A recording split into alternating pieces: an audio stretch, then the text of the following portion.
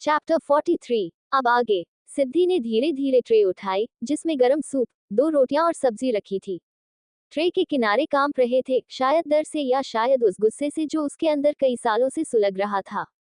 वो सीढ़ियां चढ़ते हुए हर कदम पर ठहरती, जैसे मन में उठते सवालों को दबा रही हो। कमरे में दाखिल होते ही उसने देखा, वो आदमी अब खिड़की के पास बैठा था। बाहर की हल्की बारिश की बूंदें शीशे से टकराकर नीचे फिसल रही थी। सिद्धि ने ट्रे टेबल पर रखी और धीमे स्वर में बोली, अंकल, आज फिर साज रावल मेरे करीब आया था। शायद किस्मत खुद मुझे उस रास्ते पर ले जा रही है जहां से आपकी कहानी खत्म हुई थी।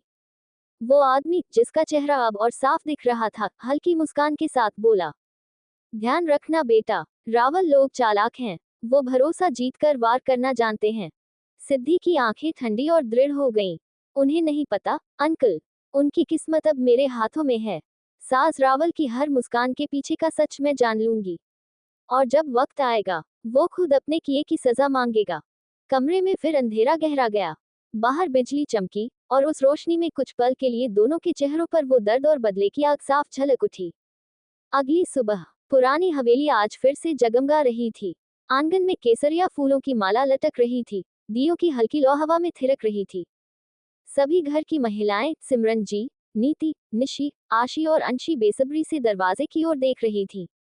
हर किसी के चेहरे पर एक जैसी उत्सुकता थी। आज अनवी और शुभ पहली बार शादी के बाद पगफेरे की रस्म के लिए अपने मायके चौधरी हवेली लौट रहे थे।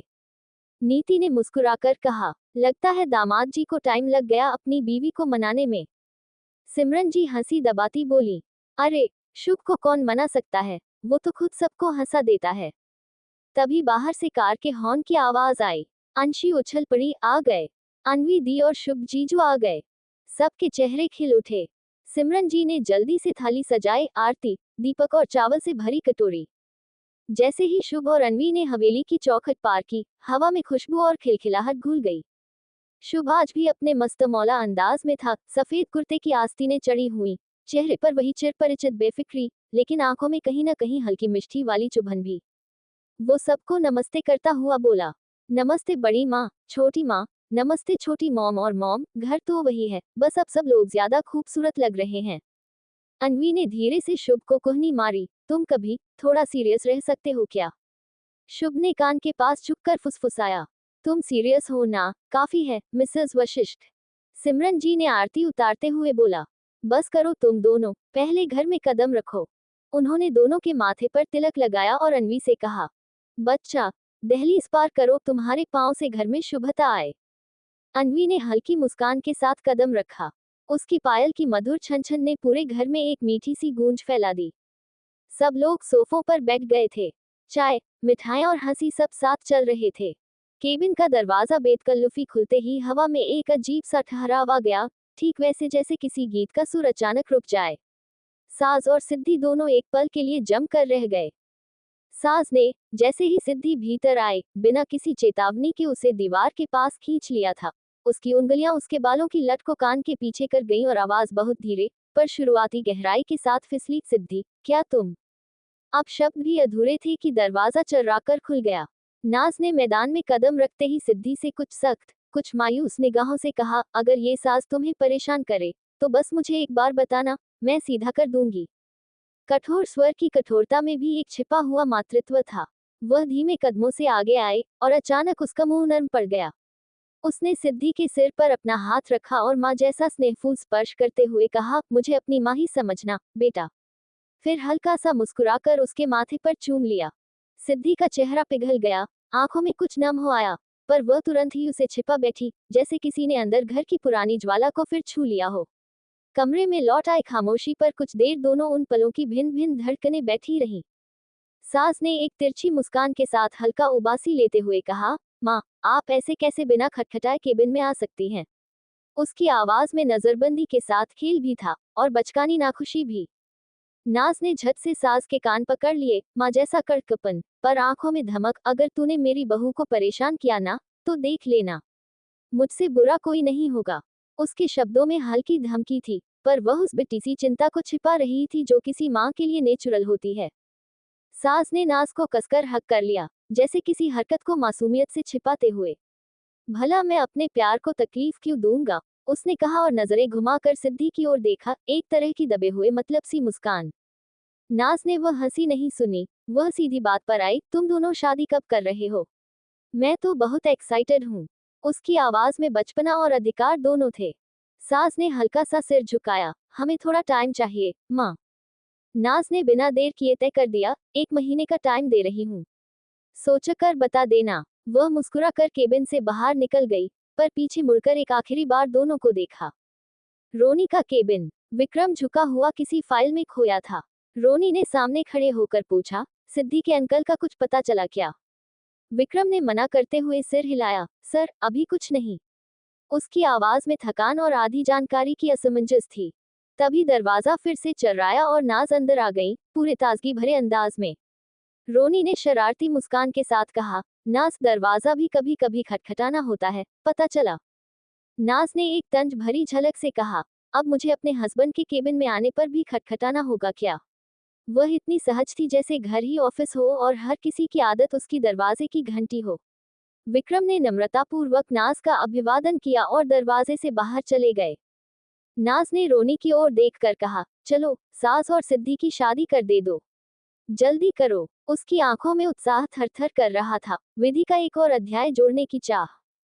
रोनी ने थोड़ी झिझक के साथ कहा, इतनी जल्दी क्या है? पर नाज ने उसे ढक्कन जैसा देखकर टोक दिया, जल्दी से कर दो, ताकि वे हमारी नजर के सामने ही रहें। नाज की बात सुनकर रोनी के चेहरे पर अचानक कुछ सुन्न हो गया। रोनी किसी गहरी सोच में खो गया। चैप्टर 44। अब आगे। सोना का कमरा। वो आईने के सामने बैठी थी, अपनी गुलाबी लहंगे की झिलमिल को निहारते हुए। बाल खुले थे और माथे पर एक छोटी सी बिंदी चमक रही थी। उसके हाथों में अंश की दी हुई चूड़ियां खनक रही थी, लेकिन चेहरे पर हिचक थी। दरवाजा खुला, अंश अंदर आया। अरे वाह, उसने मुस्कुराते हुए कहा। हीरो की प्रिंसेस तो आज सच में किसी परी जैसी लग रही है। सोना ने तुरंत सिर झुका लिया। हीरो, उसने धीरे से कहा, बहुत सारे लोग, सोना डर जाएगी। अंश उसके पास आया, झुककर उसकी आंखों के स्तर पर बोला, हाँ, बहुत सारे, लेकिन डरना मत, मैं रहूंगा ना साथ। सोना ने हल्की मुस्कान दी, वो मुस्कान जो उसके मासूम चेहरे पर पहली बार थोड़ी देर तक ठहरी थी। नीचे, नेहा और अक्ष दोनों रेडी खड़े थे। नेहा ने जैसे ही अंश और सोना को सीढ़ियों से उतरते देखा, उनके चेहरे पर अपनापन आ गया। देखो तो सही अक्ष, नेहा बोली, हमारी सोना आज कितनी प्यारी लग रही है ना? अक्ष ने कहा, हाँ, पर मुझे डर है, इतनी भीड़ में इसे कुछ हो ना जाए। नेहा ने आश्वासन दिया, जब तक अंश है, इसे कुछ नहीं होगा। दूसरी ओर, आज वशिष्ठ मेंशन कुछ ज्यादा ही जगमगा रहा था। हर कोना रंग बिरंगी लाइटों से सजा था, सुनहरी झालरें, ताजे फूलों की महक और हवा में घुला हल्का सा गुलाब जल। बड़े बड़े झूमर अपनी रोशनी से संगमरमर के फर्श पर चांदनी फैला रहे थे। यह कोई साधारण शाम नहीं थी। आज अनवी चौधरी और शुभ वशिष्ठ की रिसेप्शन पार्टी थी। जिंदल ग्रुप और वी ग्रुप दोनों के बिजनेस पार्टनर, इन्वेस्टर्स, मीडिया और शहर के चर्चित चेहरे मौजूद थे।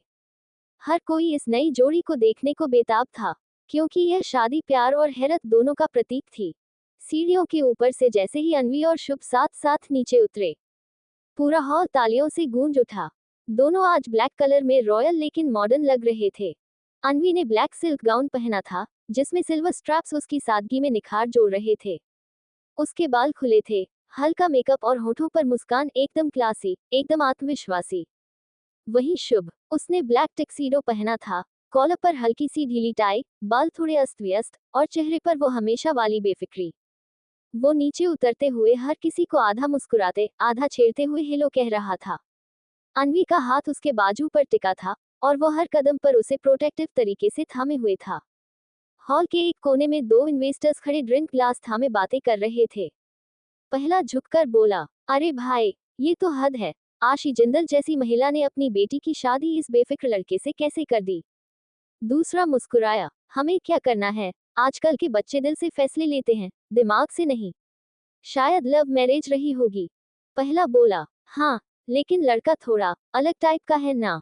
बिजनेस टेबल पे तो बहुत स्मार्ट है, लेकिन पार्टी में तो जैसे शो चुरा ले गया।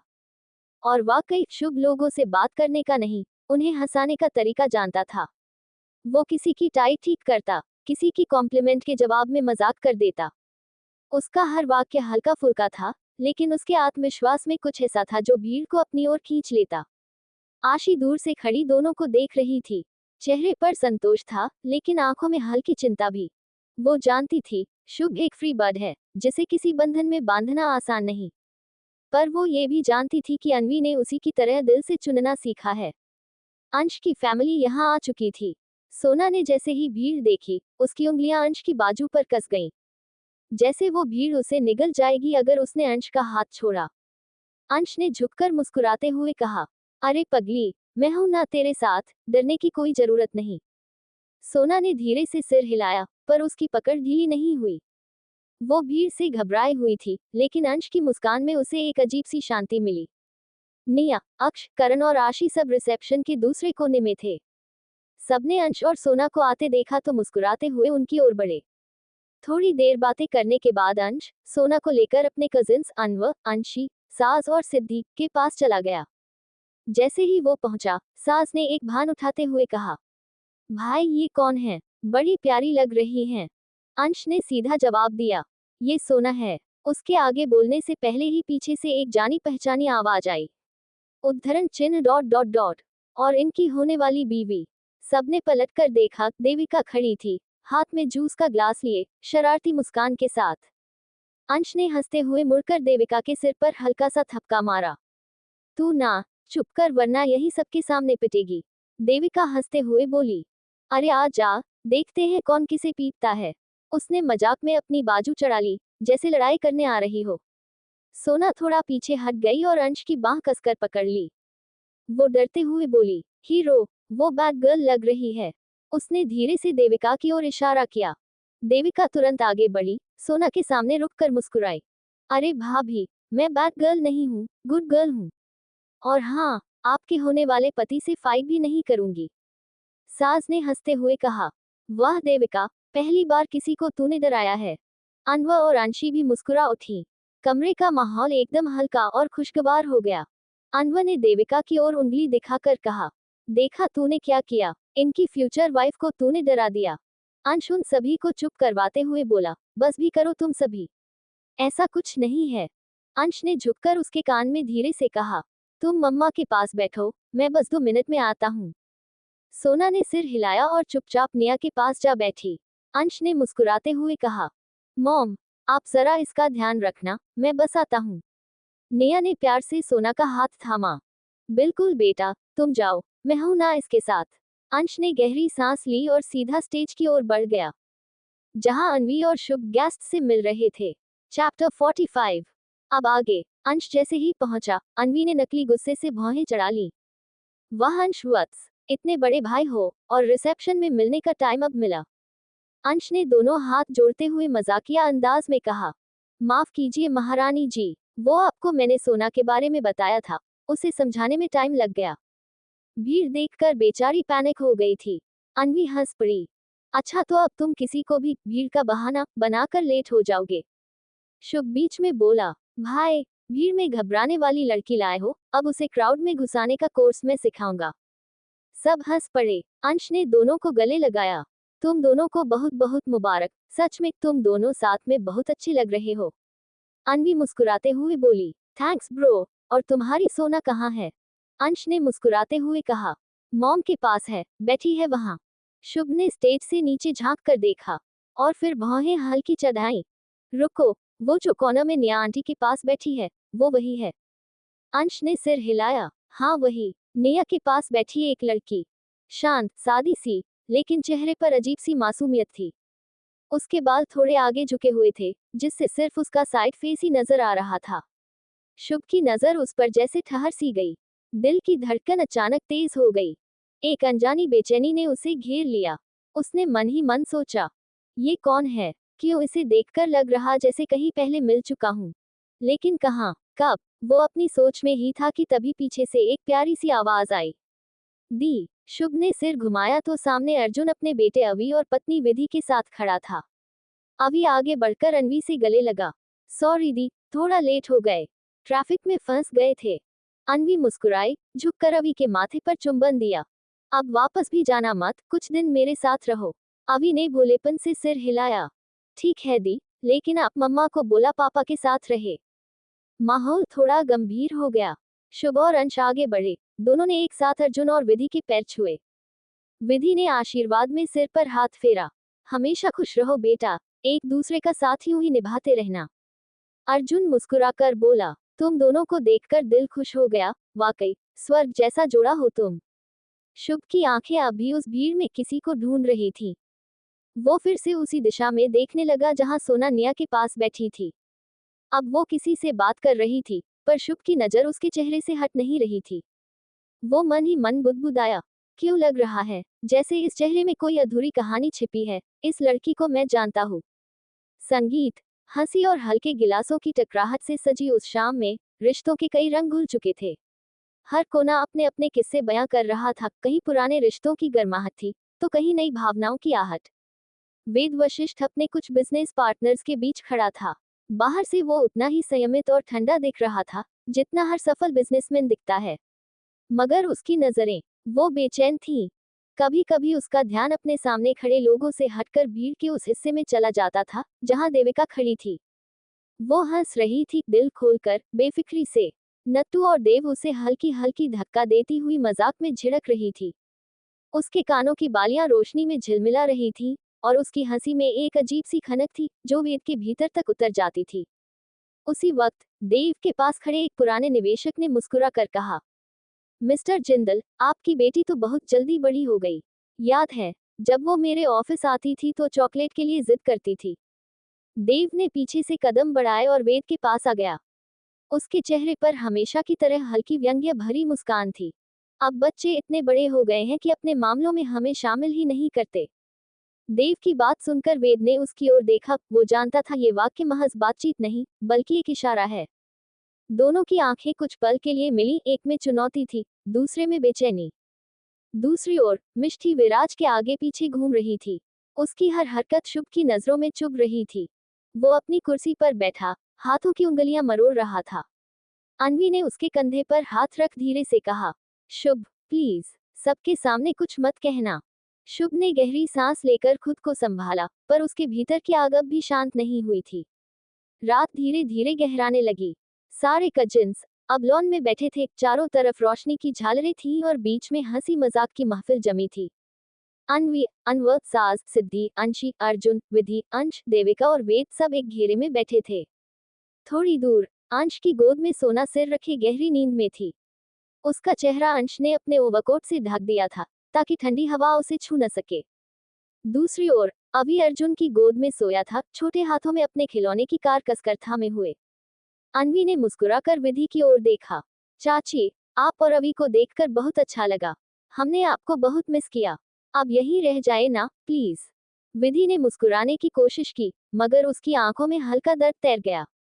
उसने अर्जुन का हाथ थामते हुए धीमे स्वर में कहा, खुश तो मैं भी नहीं बेटा, लेकिन अब मैं उस घर में कुछ बनाकर ही लौटूंगी। दिखा दूंगी बुआ जी को कि मैं अर्जुन जी के लायक हूँ। अंशी, जो पास बैठी थी, तुरंत बोल पड़ी, चाची, आप भी क्या उनकी बातों को सीरियस लेती हैं? आप और चाचू दोनों परफेक्ट हैं, बेस्ट कपल। सबके चेहरों पर मुस्कान लौट आई। अंश ने बात को हल्का करने के लिए कहा, अच्छा ये सब छोड़ो दी, ये बताओ आपने शादी के लिए हाँ क्यों कहा? अन्वी कुछ बोल पाती उससे पहले अंशी ने बात पकड़ ली। नहीं ब्री, ये पूछो कि इन्हें शुभ जीजू में ऐसा क्या पसंद आ गया कि इतनी जल्दी शादी कर ली। देविका तुरंत आगे आई, दी ने बिल्कुल सही किया, वरना डेटिंग के चक्कर में लोग टाइम ही निकाल देते हैं। शादी ही असली भरोसा है, डेटिंग तो बस दिल बहलाने का तरीका है। इतना कहकर देविका मुस्कुराए और जूस का ग्लास उठाया। वो जैसे ही पीछे झुकी, उसकी नजर सीधी वेद से टकराई। कुछ पल के लिए दोनों के बीच सन्नाटा छा गया। आसपास सब हंस बोल रहे थे, मगर उस एक पल में बाकी सब जैसे धुंधला गया। वेद की निगाहें देविका पर ठहर गईं, जैसे वो भूल गया हो कि वो भी किसी के बीच में खड़ा है। देविका ने हल्की मुस्कान दी, पर उसकी आंखों में कुछ था, शायद सवाल, शायद जिद, शायद वही पुरानी अनकही चुनौती। वेद ने नजरें फेर ली, लेकिन उसके चेहरे की कठोरता में अब झलक रही थी बेचैनी। देव, जो दूर से ये सब देख रहा था, चुपचाप अपने ग्लास का आखिरी घूंट लेकर मुस्कुरा दिया। वो जानता था, कुछ खामोशियां शब्दों से ज्यादा बोलती हैं, और आज वेद और देविका की नजरों ने बहुत कुछ कह दिया था।